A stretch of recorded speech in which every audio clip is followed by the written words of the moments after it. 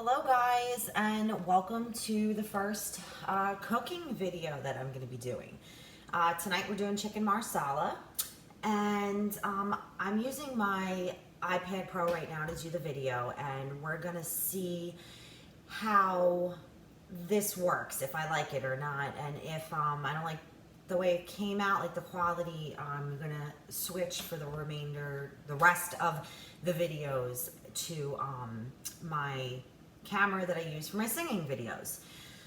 So let's get started on the chicken marsala. Now, I have been making this for close to 19 years. It's one of my favorite dishes that I would get if I went to an Italian restaurant. And it's way simpler than you think. So now I have 2 large chicken breasts here, and I'm going to trim off the nasty fat and the grizzle, because that's just, ugh, you don't want that, right? You know?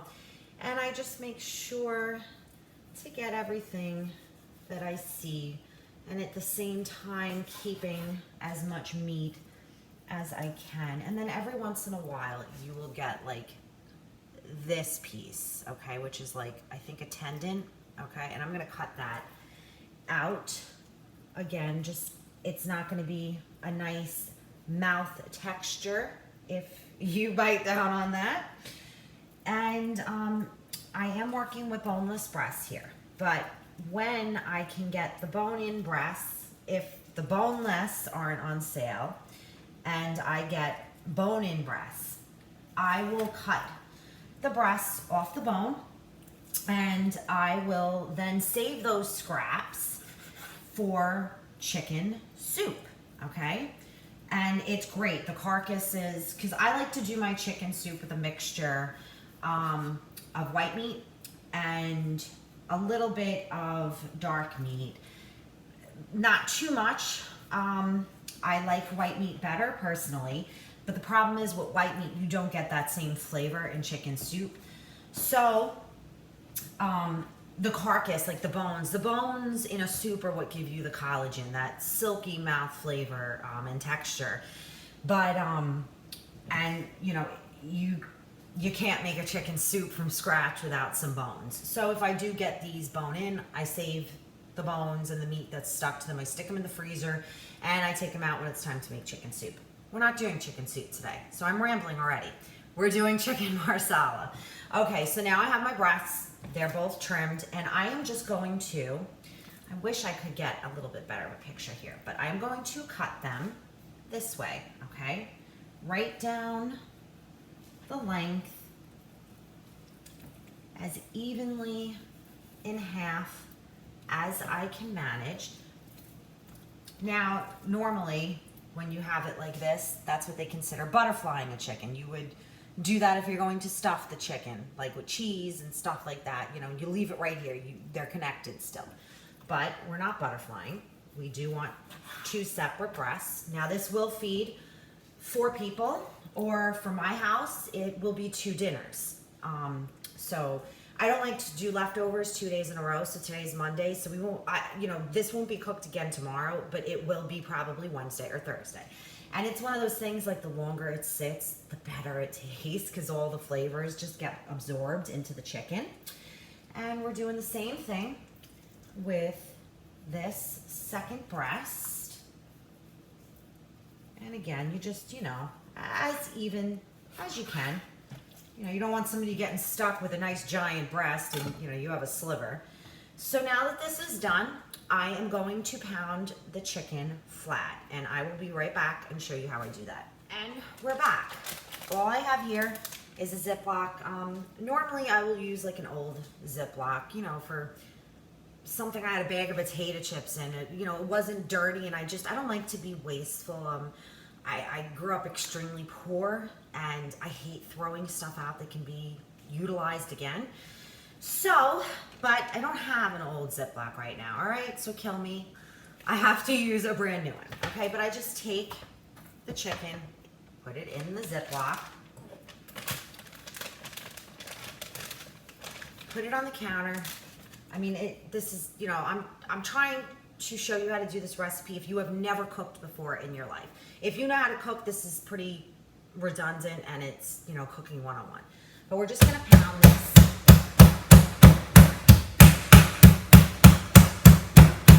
And you want to be hard, but you don't want to be too hard because you will start splitting that chicken.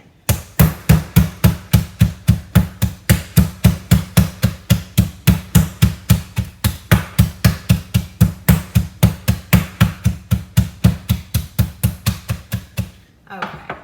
And what this does is it does help tenderize the chicken. And I will show you what I mean about, you see how it's starting to break away the meat. If you do it too hard, it will split. So now, excuse me, we have one done. We're gonna do the next piece. Same thing, we're gonna pound, but we don't wanna go crazy like we're killing somebody, because we will kill the chicken breast then at that point, and we don't want that. And while I am doing this, I have my deep frying pan on about medium heat. And I have I'm going to put the whole recipe in the description for you guys. But I have 2 tablespoons of butter melting and about a tablespoon to 2 tablespoons of oil. And that is melting, getting hot. You want your pan nice and hot before you put these breasts in there. And all we're doing at this stage is we just want to brown the breasts, okay? So, we got that. And we're not making them paper thin. As you can see, we're thinning them out a little bit.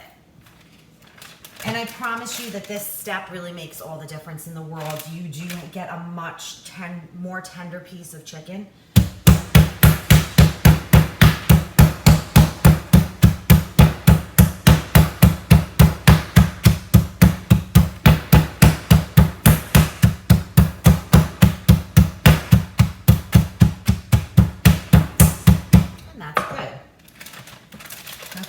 Now what we want to do, because we don't want to cross-contaminate, right? So I only ever touch the chicken, the raw chicken, with one hand.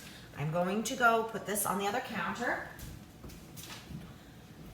And now, with my clean hand, okay, in this time of COVID, I cannot begin to tell you how insane people make me in the grocery stores, okay? Both my parents are registered nurses. My best friend is an RN. This stuff is real. Maybe not a lot of people we know are getting it already, but the people who do get it can get so ill.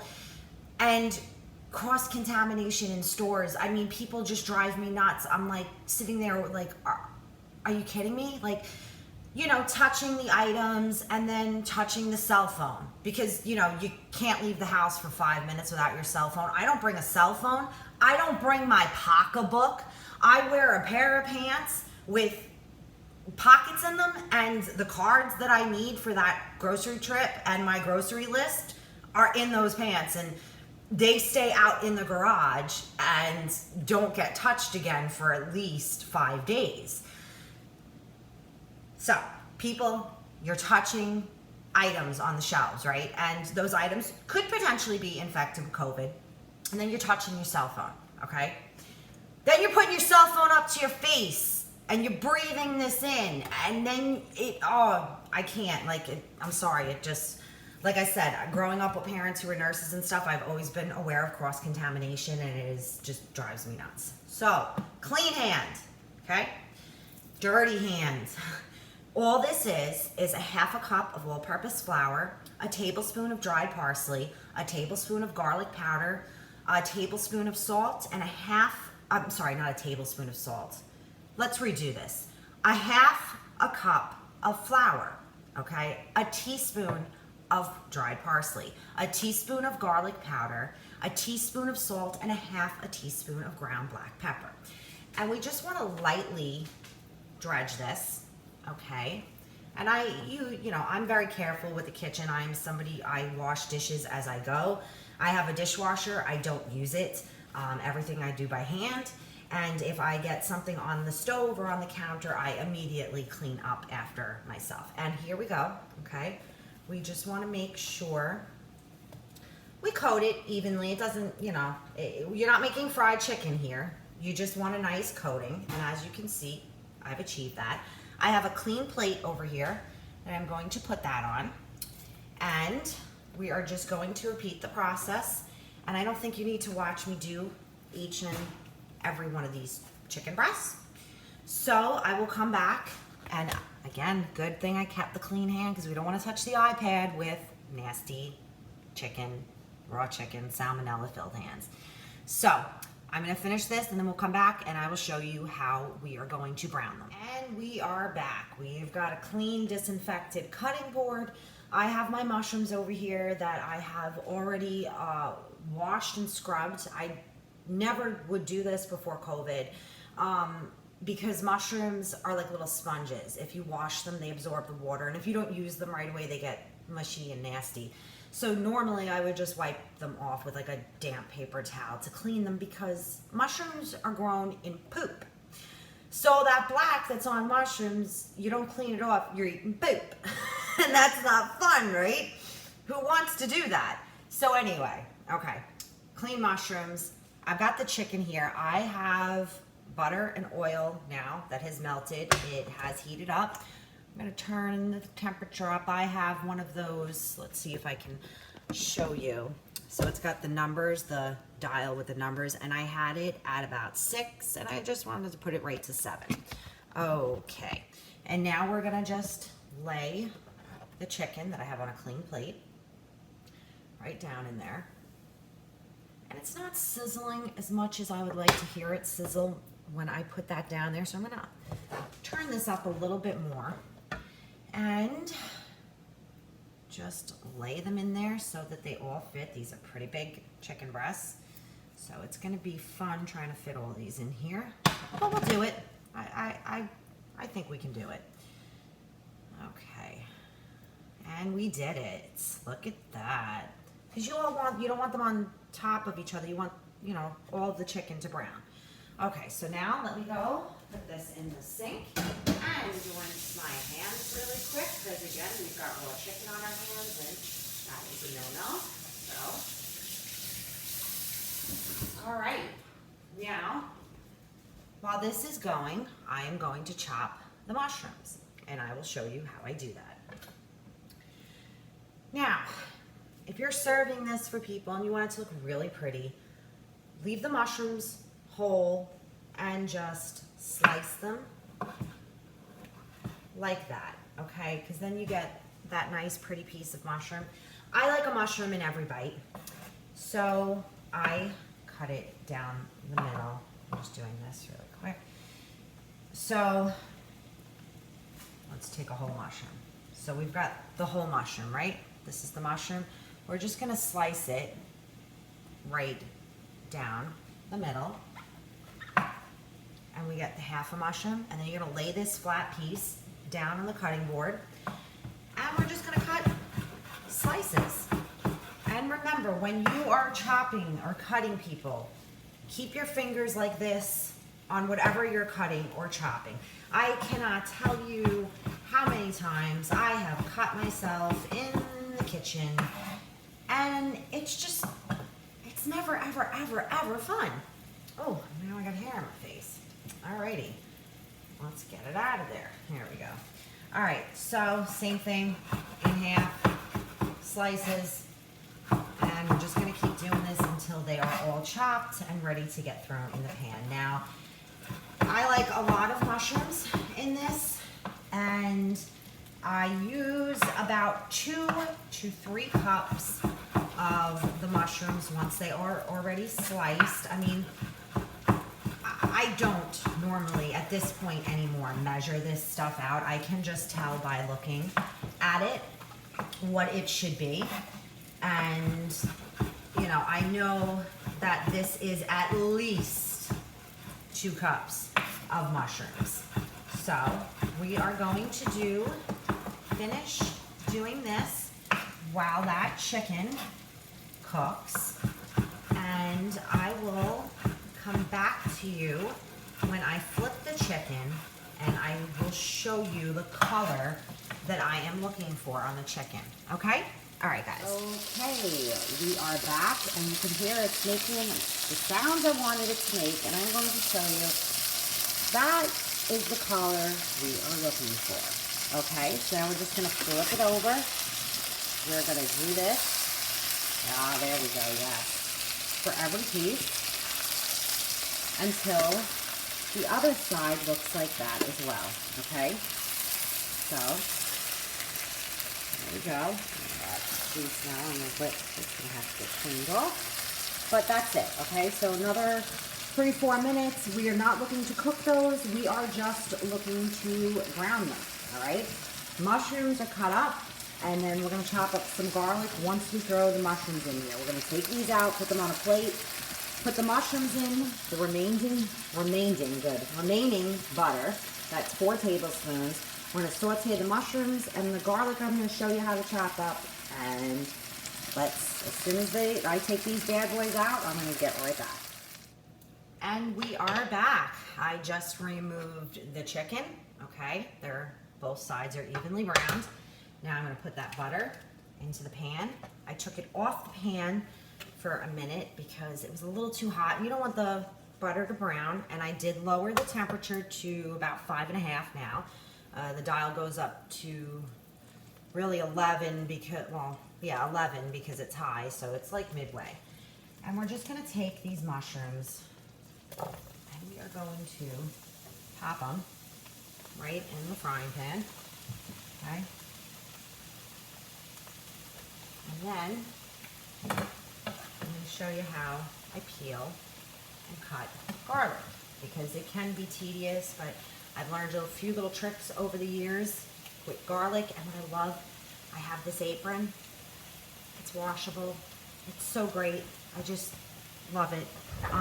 It saves me and my clothes because things have to be Shannon proof in this house. I'm not even joking. Like, I have a stainless steel carafe for the coffee pot because I can't tell you how many of those I have dropped and broken over the years. I'm just hard on things. I don't mean to be. I'm appreciative of every single thing that I have, so it's not like I don't care or something. It's just, I'm a klutz. I'm not graceful. I used to figure skate. You would never know it. Like, I'm not graceful in any way, shape, or form. So now I'm going to put the lid on this to help retain in that moisture that the mushrooms are giving off. All of that is flavor. So putting the lid on it, I'll lower it a little bit more. And now we are going to chop some garlic.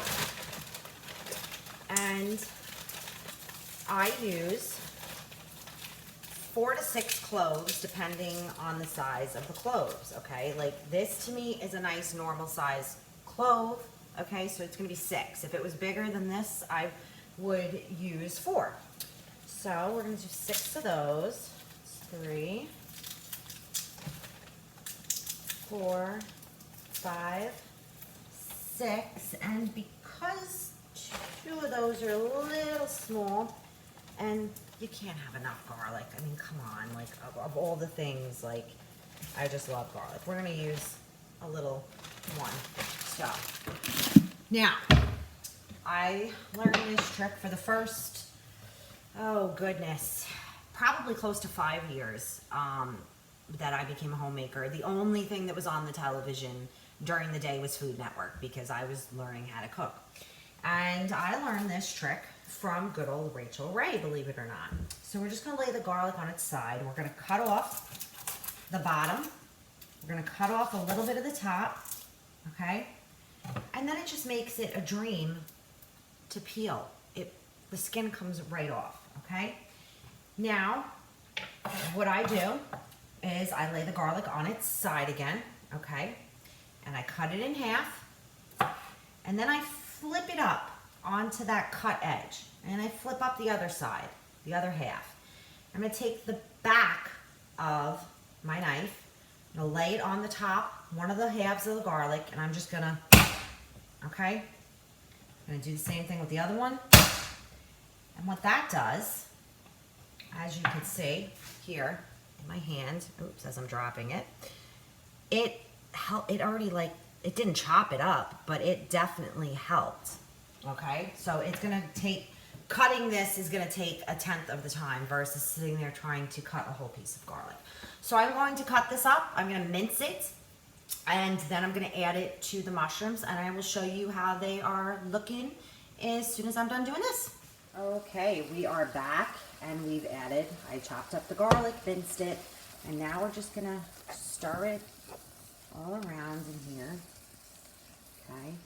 Okay, and we're gonna not touch the temperature. Temperature's at about 5. We're gonna leave that right where it is. You see all that juice from the mushrooms? Oh, it's just so good. Okay, and we are going to put the lid back on this and cook it for about another 5 minutes or so. In the meantime, I'm going to chop up some fresh parsley. I will come back after that. Okay, parsley is chopped. It is smelling like garlic in here now. I can't flip the video around while I'm recording, which that alone makes me think I am just going to use the regular camera I have from now on. Now what we're going to do, now that you can smell the garlic, you just don't want raw garlic in there, you know, and the mushrooms have wilted down. We're going to add the parsley, and this is about 1/4 of a cup. If you don't have fresh parsley, use dried. If you don't have dried, it's not going to make or break this dish. It kind of gives it a little something, and it gives it a pretty color. So, let's see, can we see what that is? Yeah, there we go. Okay.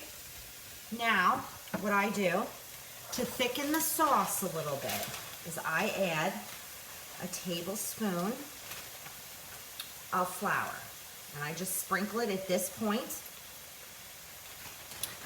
Okay, and I'm gonna just stir it around, coat the mushrooms, the garlic, and the parsley. Okay, and once I don't really see any more bits of flour, like now, I am going to add the Marsala wine. This is 1.5 cups of Marsala wine. I use cooking Marsala wine. It would probably be even better if you went and got real Marsala wine, because the thing with wine is if it doesn't taste good when you drink it, it's not going to taste good when you cook with it, because you cook off the alcohol and that flavor gets intensified. So if it's a nasty wine when you have a glass of it, don't cook with it. But I do use cooking wine because I don't keep alcohol in the house. So, and I've had so many compliments on this dish for anybody I've ever cooked it for. So we're gonna turn the heat up a little bit. I'm gonna put it to 9. And we're gonna stir this around, okay? And then I'm going to add 1 cup of chicken broth. Right in there. I like extra juice. Like, I want a bunch of juice for my Marsala.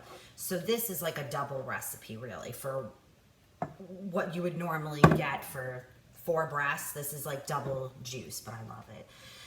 Okay, and we're gonna bring this up to a boil. And once it starts boiling, I am going to add my breasts back to it, and I will show you. And we're back.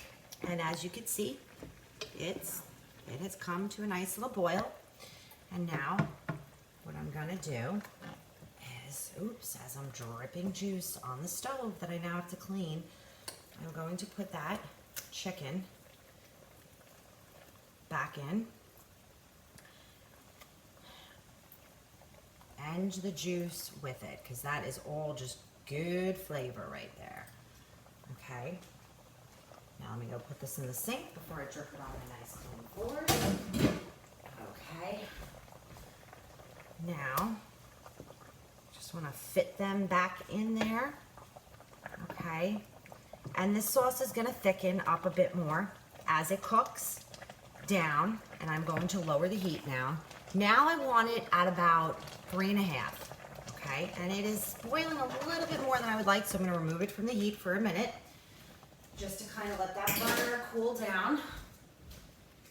And the burners on this stove are a pain in my rectum because they don't want to listen to what the dial's set at. Like, once you put it up to, say, 6 or 7 and you turn it down to 3, it's like, nah, I'm not going back down to 3. So you actually have to turn it off and then turn it back on to the temperature you want it at. Okay, so now here's what it looks like, right? I mean, it already looks good. But what I'm going to do is I'm going to cook this with a cover on it. And it is only 140 here right now. And I am not going to eat until about 4:30, 5 o'clock. This, just keep it on low. The longer it cooks, the more tender the chicken is going to be. Now, if you don't have the time to wait, not a problem. You got to give this maybe 15 minutes at about medium-low heat, and it will be ready to eat. And the way, let me go get my lid. I want to put a lid on that. And the way I like to eat this, you can certainly eat it over pasta, but I like to eat it over my cheesy peasy rice. And that is just white rice, which instead of cooking with water, I use chicken broth in place of the water. And then right before the rice is done, I add about 1/4 cup of Parmesan cheese and about 1/4 cup of frozen peas. And they defrost perfectly in the remaining, like, I'd say about the remaining like 7 minutes you have left on the rice. That's when you would add the Parmesan and the peas. And then I lay that down on the plate. I don't always make it with peas. I probably won't tonight, I don't think, but I usually do. And then you just lay it down on the plate, the rice, and you plop a piece of chicken on top of it, and a nice couple of heaping spoonfuls of that delicious mushroom Marsala sauce, and then a little sprinkling I like of, I grate my own Parmesan, and I do a blend. I do Parmesan and Asiago. So I do a little sprinkling of that on top, and oh my God, you guys, like seriously, it's so good. If you try this, please let me know what you think, how it turned out. Also, if you have any questions, if I was unclear about something, please let me know. The entire recipe is going to be in the description underneath the video. So yeah, I hope you enjoy, and I had fun doing this. So I also, like tonight, what I'm probably going to make with this is garlic knots. And I will do that in another video. The dough for the garlic knots is the same dough you would use for pizza, for stromboli, for calzones. And it is so simple. And I'm telling you, once you make your own garlic knots, like, you're just going to be obsessed because they are so delicious. I can't even begin to tell you. And simple, like seriously. I mean, it really is none of this, you know, you don't have to be a brain surgeon, a neurosurgeon to do what I'm doing. It's just, you know, it's practice, and you have to want to cook. I love it. I love it. And I love baking. Up here actually is, I tried a new recipe last night. I made, I will show you actually, hold on. I made snickerdoodle apple cobbler. Oh my God. Yeah, and my Long Island accent's gonna come out for that. Oh my God. Like, seriously. This was so good. Look at how much of it is remaining. So good. Maybe next time I make that, I'll do a video for the snickerdoodle apple cobbler, because, and then I had like some nice vanilla ice cream I threw on top. Oh my God, you guys. Oh, so freaking delicious. So, okay, this is gonna cook now for a couple of hours. Like I said, I'm turning it down to low because I'm in no rush to have it cook.